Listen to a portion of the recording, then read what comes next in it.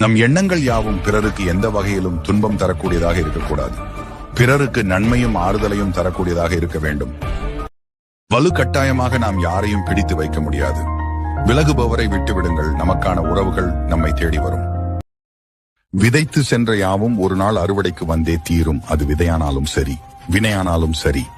நீ தவறு செய்திருந்தால் வயது வித்தியாசம் இன்றி தயங்காமல் மன்னிப்பு கேள்.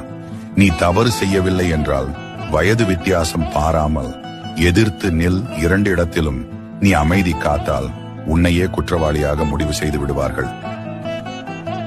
எந்த சூழ்நிலையிலும் தன்னை விட்டுக் கொடுக்காத ஒரு நட்பு வாழ்க்கையில கிடைப்பது வரம்தான். ஒரு அளவிற்கு மேல் யாரிடமாவது நாம் இறங்கி போகிறோம் என்றால் நம் மதிப்பை நாமே இழக்கின்றோம் என்று அர்த்தம். முதல் அவமானம் அழுகையை தரும். இரண்டாவது அவமானம் அறிவுரை தரும். மூன்றாவது அவமானம் அமைதியை தரும். இறுதி அவமானம் அடையாளத்தை தரும். அவமானங்கள் உனக்கான முற்றுப்புள்ளி அல்ல, அவைகள்தான் உன் வெற்றியின் தொடக்க புள்ளி. அவமானம் வருகிறது என்று கலங்காதே. பழகிக்கொள். ஓலை குடிசை ஆனாலும் குடும்பமாய் வாழ பழகு.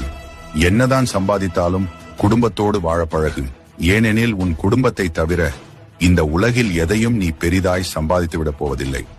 செய்யும் குற்றத்திற்கு அவ்வப்போதே தண்டனை கிடைக்கவில்லை என்றால் தண்டனை கடுமையாகிக் கொண்டிருக்கிறது என அர்த்தம். சிந்தித்து செயல்படுங்கள்.